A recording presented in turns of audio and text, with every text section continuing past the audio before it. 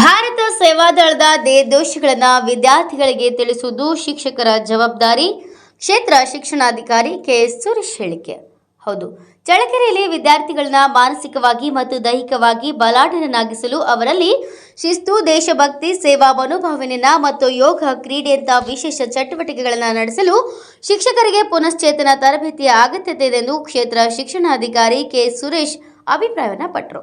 ಅವರು ನಗರದ ಕ್ಷೇತ್ರ ಶಿಕ್ಷಣಾಧಿಕಾರಿಗಳ ಕಚೇರಿ ಆವರಣದಲ್ಲಿ ಆಯೋಜಿಸಲಾಗಿದ್ದ ಸೇವಾದಳದ ದಶಮಾನೋತ್ಸವದ ಅಂಗವಾಗಿ ತಾಲೂಕಾ ಮಟ್ಟದ ಸೇವಾದಳ ತರಬೇತಿ ಪಡೆದ ಶಿಕ್ಷಕರ ಪುನಶ್ಚೇತನ ಕಾರ್ಯಾಗಾರವನ್ನು ಉದ್ಘಾಟಿಸಿ ಮಾತನಾಡಿದರು. ಶಾಲೆಗಳಲ್ಲಿ ಕಡ್ಡಾಯವಾಗಿ ಸೇವಾದಳ ಘಟಕಗಳನ್ನು ಆರಂಭಿಸಬೇಕು.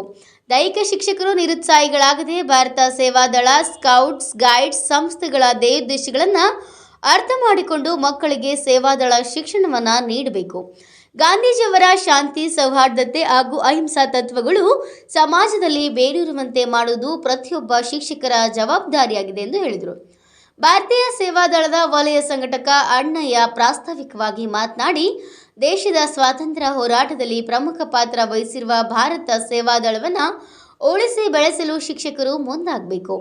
ದೇಶದಲ್ಲಿ ಅತ್ಯುತ್ತಮ ಸಂಸ್ಥೆಯಾದ ಭಾರತ ಸೇವಾದಳ ಸ್ವಾರ್ಥಕ್ಕಾಗಿ ಹುಟ್ಟಿದ್ದಲ್ಲ, ಸ್ವಾತಂತ್ರ್ಯಕ್ಕಾಗಿ ದೇಶಭಕ್ತರನ್ನ, ಹೋರಾಟಗಾರರನ್ನ, ರಾಷ್ಟ್ರಪ್ರೇಮಿಗಳನ್ನ ತಯಾರು ಮಾಡಲು ಹುಟ್ಟಿದಂತಹ ಸಂಸ್ಥೆ.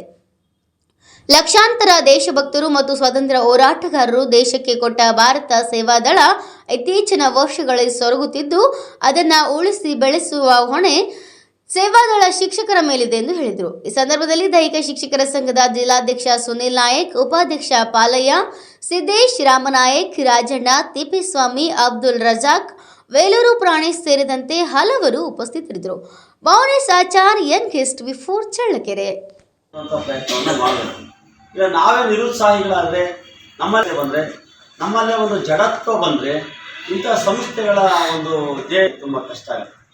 ಆ ಹಿನ್ನೆಲೆಯಲ್ಲಿ ಎಲ್ಲ ದೈಹಿಕ ಶಿಕ್ಷಕರು, ಭಾರತ ಸೇವಾದಳ ಇರ್ಬೋದು, ಸ್ಕೌಟ್ಸ್ ಗೈಡ್ಸ್ ಇರ್ಬೋದು, ಅನಂತರ ಇನ್ಯಾವುದೇ ಸಂಸ್ಥೆಯ ಒಂದು ಏನು ದೇಶಗಳಿವೆ ಅವುಗಳನ್ನು ಚೆನ್ನಾಗಿ ಅರ್ಥ ಮಾಡಿಸುವಂಥ ಒಂದು ಪ್ರಯತ್ನವನ್ನು ಮಕ್ಕಳಿಗೆ ತಾವು ಮಾಡಬೇಕಾಗಿದೆ. ಈ ಹಿನ್ನೆಲೆಯಲ್ಲಿ ನಮಗೀಗಾಗಲೇ ಭಾರತ ಸೇವಾದಳ ನಮ್ಮ ರಾಷ್ಟ್ರಪಿತ ಮಹಾತ್ಮ ಗಾಂಧೀಜಿಯವರ ತತ್ವಗಳನ್ನು, ಆದರ್ಶಗಳನ್ನು ಅಳವಡಿಸಿಕೊಳ್ಳುವಂಥದ್ದು, ಅವುಗಳನ್ನು ಪ್ರಸರಣ ಮಾಡುವಂಥದ್ದು, ತನ್ಮೂಲಕ ಶಾಂತಿ, ಸೌಹಾರ್ದತೆ, ಅಹಿಂಸೆ ಇಂತಹ ತತ್ವಗಳನ್ನು ಸಮಾಜದಲ್ಲಿ ಬೇರೂರುವಂಥ ಗುರುತರವಾದಂಥ ಜವಾಬ್ದಾರಿ ನಮ್ಮ ಮೇಲಿದೆ.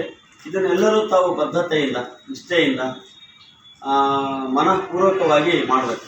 ತಂದೆ ತಾಯಿಗೂ ಪ್ರೀತಿಸ್ತಾರೆ. ಯಾರು ಸರ್ ಪ್ರೀತಿಸಲ್ಲ? ಅವ್ರ ತಂದೆ ತಾಯಿನ ಪ್ರತಿಯೊಬ್ಬರು ಪ್ರೀತಿಸ್ತಾರೆ.